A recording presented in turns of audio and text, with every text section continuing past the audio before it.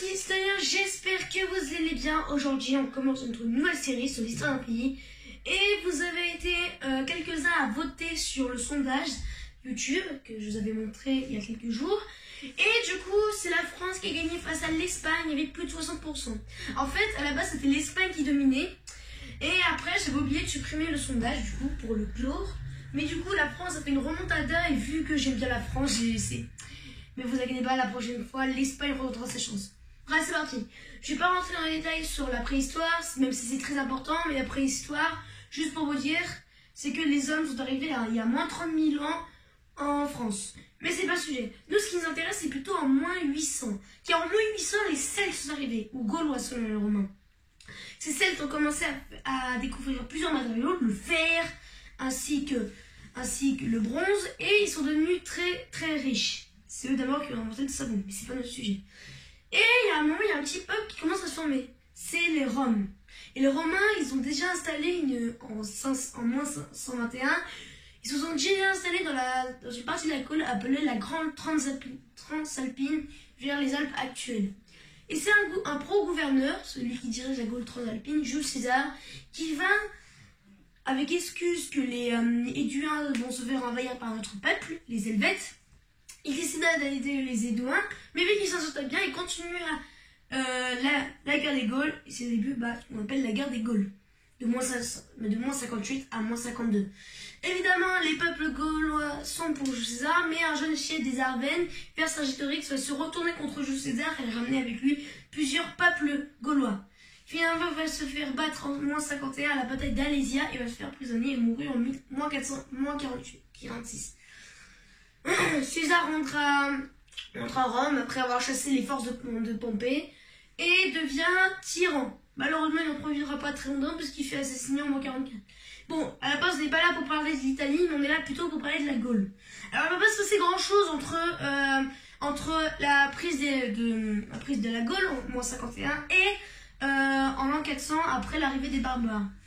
Mais ce qu'il faut savoir, c'est que l'empereur Auguste, en 59 après Jésus-Christ, va créer une capitale, Lugdunum,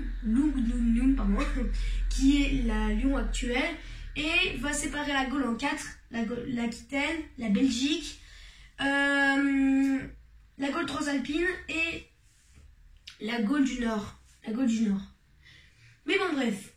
Ce qu'il faut savoir, c'est que pendant ces 400 ans, on appelle cette période la Pax Romana. À un moment, au 3e siècle, des Gaulois vont se révolter, mais malheureusement vont se faire mater par l'Empire romain. Parce que l'Empire romain est devenu un empire vers moins 27. Mais c'est pas le sujet, je le dis. Maintenant, faisons un gros bond dans le temps jusqu'en 406 à l'arrivée des barbares. Car oui, l'Empire romain était très très fragilisé, commence à perdre du territoire au profit de nouveaux peuples. Et on va s'intéresser surtout à 406, date symbolique à l'arrivée des barbares. Car oui, plusieurs peuples vont s'installer en Gaule, notamment celui qui nous intéresse, les Francs-Saliens. Et oui, bon, les Francs-Saliens, j'en ai déjà parlé dans la vidéo Les Rois Mérovingiens, juste pour vous dire qu'ils ont unifié tous les peuples et ils sont devenus le royaume des Francs. Bon, évidemment, aussi, on a déjà parlé dans les Mérovingiens, le début du royaume des Francs. On va plutôt passer directement en 751 avec l'avènement de Pépin le Bref et en 754 avec son sacrement à Reims pour devenir roi des Carolingiens, nouvelle dynastie. C'est avec Charlemagne que le royaume des Francs va devenir empire carolingien, mais le royaume des Francs va se faire diviser en 843 avec le petit-fils de Charlemagne, Charles le Chauve, avec ses deux autres frères, Louis le Germanique et Lothaire. Ils vont se partager en trois, la Francia occidentalis, la Francie occidentale, la Francie médiane, la Lotharingie, et la Francia orientalis, la Francie orientale, actuelle Allemagne. Mais ce qui va nous intéresser, c'est la Francie occidentale, c'est l'ancêtre de la France.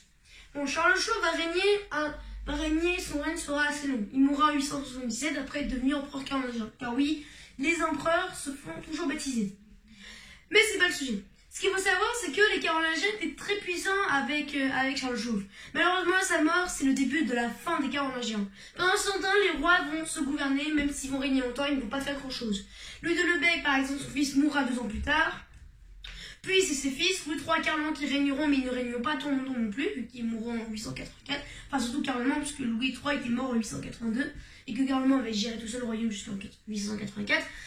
Puis Charles V, Puis c'est Charles le Gros, qui est un premier roi qui n'est pas de la dynastie des Carolingiens, enfin de la France occidentale, puisque c'est le fils de Louis le Germanique. Il régnera un temps, mais il se fera dégager du pouvoir en 1887 par Eudes. Eudes, c'était le comte de Paris, et juste comte de France, pardon.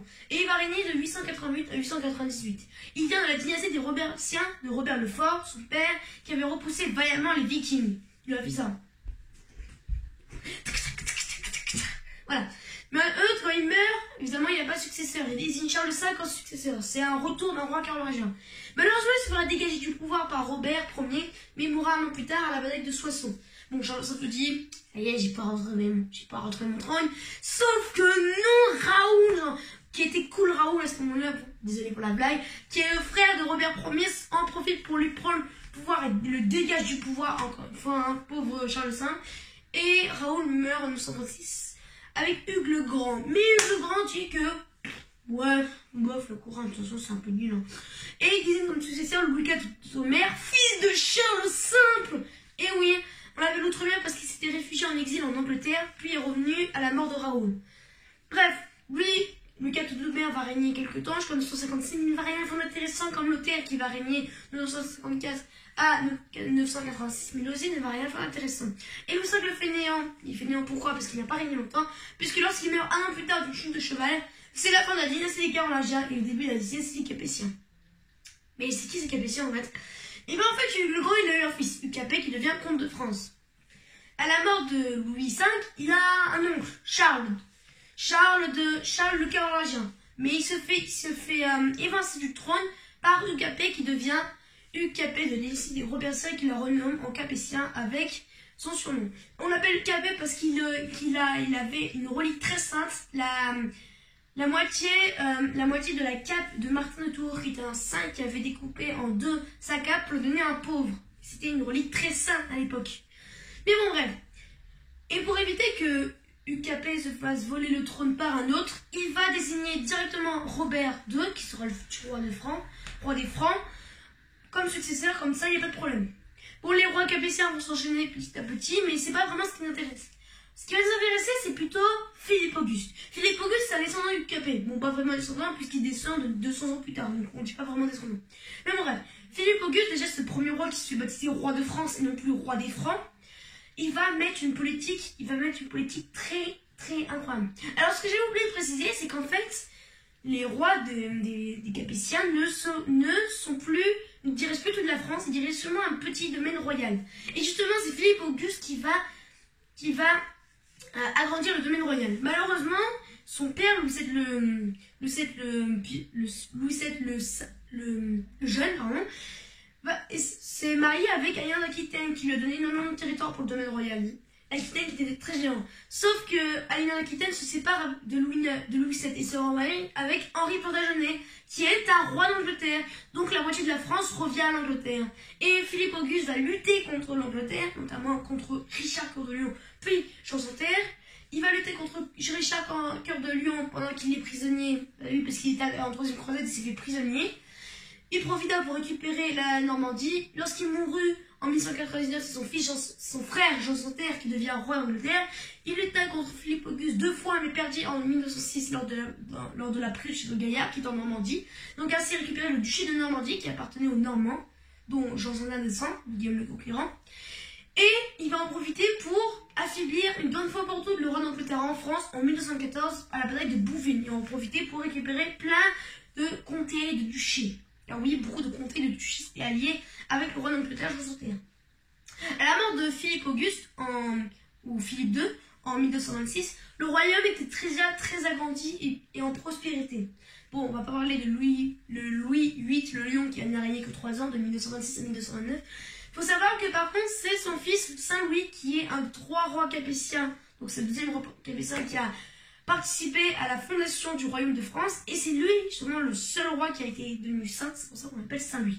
Bref, Saint-Louis, pendant son règne, il va faire 2 croisades, mais c'est pas ce qui l'intéresse, c'est plutôt qu'il va agrandir le domaine royal et rétablir, et évidemment faire une prospérité dans la France. Et maintenant, son petit-fils, Philippe le Bel, le dernier bon roi capétien, puisqu'il va faire il va faire énormément de choses. Bon, évidemment, il va dégager le pape Grégoire, il va aussi brûler les Templiers, mais il va surtout faire une politique très, très stable. Et j'ai tout, c'est bien, surtout c'est très bien, sachant qu'il aura affaibli énormément le roi d'Angleterre, l'actuel roi d'Angleterre, Édouard II. Et en plus, il lui prend beaucoup de territoire, et ça c'est bon signe, car oui, à la mort de Philippe le Bel, en 1314, lors d'une partie de chasse, en novembre 1314, le roi d'Angleterre, Édouard II, n'a plus que la Guyane. Malheureusement, les 3 fils de Philippe le Bel meurent jusqu'à Charles IV le Bel en 1328, et c'est son cousin Philippe de Valois, au profit de Édouard III, qui est le petit-fils par sa fille de Philippe le Bel, mais qui était roi d'Angleterre. Donc les grands du royaume ne veulent pas d'un roi d'Angleterre sur le trône de France. Bref, c'est Philippe de Valois qui débute la dynastie des Valois, cousin de Philippe IV, enfin cousin de Charles IV, pardon, le fils de Philippe IV. C'est le début de la dynastie des Valois. Et c'est lui, malheureusement, en 1337, qui va confisquer la Guyane à Édouard III, le fils d'Édouard II, ce qui débute la guerre de 100 ans, qui va durer 116 ans. Bon, je vous passe la guerre de 100 ans, il y a plein de rois qui vont se succéder, Jean de Lebon, Charles V. Jean de Lebon va perdre la bataille de Poitiers, comme Philippe VI de Valois qui va perdre la bataille de Crécy. Charles V revient en force avec Bertrand du Guesclin qui libère presque toutes les positions en France. Charles VI va devenir fou, il va faire signer le traité Union de Troyes, qui malheureusement donne la couronne d'Angleterre à Henri V, qui est un descendant d'Édouard III. Évidemment, il meurt quelques mois après Charles VI, en 1422, et c'est son fils Henri VI, qui n'est pas encore qu'un nourrisson, qui devient roi de France et d'Angleterre. Évidemment, Charles VII, qui est surnommé le Petit Roi de Bourges, soutenu par quelques duchés comtés, va libérer la France en 1453 avec surtout Jeanne d'Arc en 1429, puis surtout en 1453 avec la bataille de Castillon, qui met fin à la guerre de 100 ans, qui aura duré 116 ans. Il a grandi dans le monde domaine royal, surtout avec son fils Louis XI, qui va mettre une stabilité dans le royaume et lutter contre les ducs de Bourgogne, des mondes très puissants, et il va même récupérer le territoire des ducs de Bourgogne. À la mort de Louis XI, en 1483, il avait rétabli le royaume. Et c'est Charles VIII qui ne parlait ni très longtemps, de 1483 à 1487, mais qui va enchaîner les premières guerres d'Italie. Et c'est là que va débuter la Renaissance. Avec Louis XII, son cousin, parce que Charles VIII n'a pas eu de fils, sachant qu'il s'est cogné le front pendant une partie de jeu de pommes, en allant à une partie de jeu de pommes, et Louis XII va continuer en Italie. Bon, il va perdre encore, mais il va ramener beaucoup de retard et rendre la France très riche. Puis, vu qu'il n'a pas d'enfant, c'est son neveu, François Ier, qui monte sur le trône.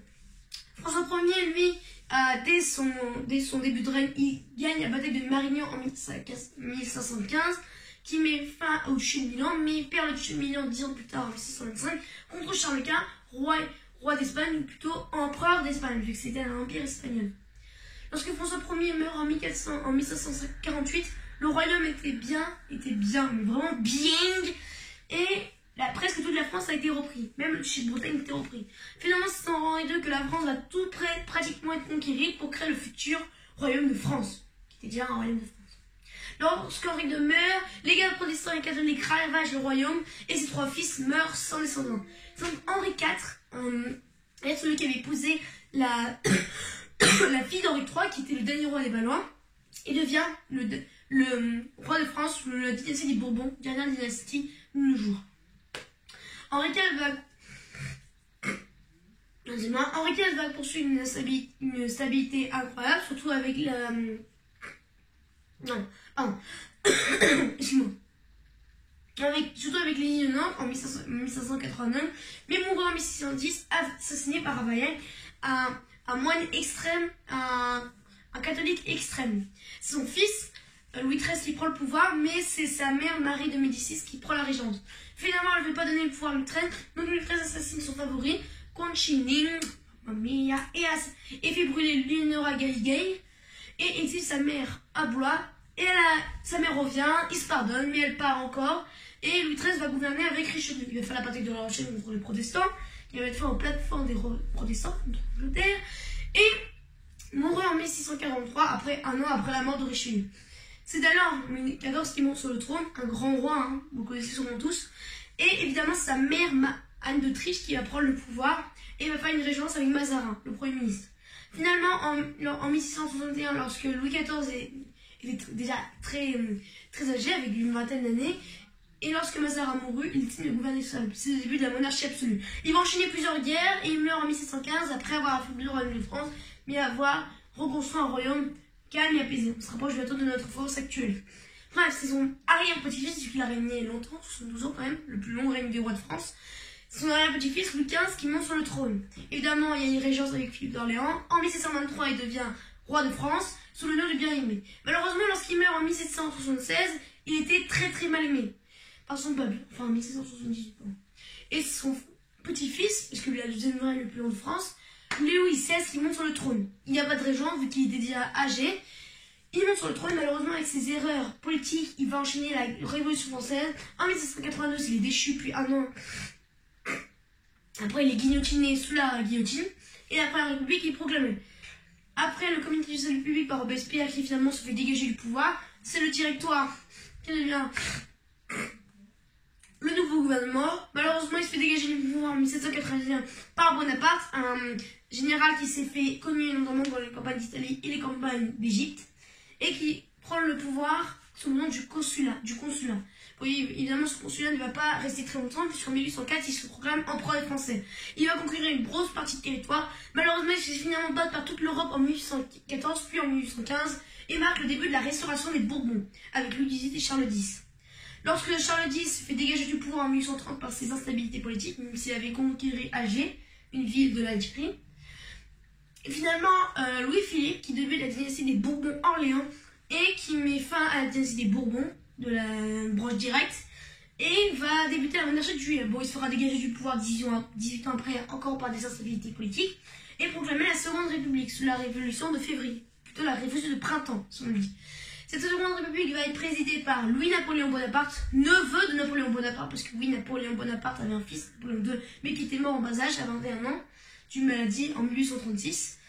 Et du coup, c'est Napoléon qui reprend le flambeau des bonapartistes. Évidemment, le régime impérial était trop fort. Quand il tente un coup d'état en 1851 qui marche, le 2 décembre, date de l'anniversaire de son oncle, qui est devenu empereur français et qui a battu la bataille de Sirte. Il se proclame empereur des Français en 1852, met fin à la Seconde République et le début du Second Empire. Il va régner jusqu'en 1870, quand il perd face à la Prusse en Sedan, et la Troisième République est proclamée. Sur la Troisième République va être mal aimée au début, mais avec la Constitution de 1875, la Troisième République va être beaucoup aimée, notamment avec les institutions par Jules Ferry, les nouvelles connaissances technologiques avec Louis Pasteur pour ses découvertes sur les maladies et sur son premier symptôme sur les premières vaccinations avec la rage.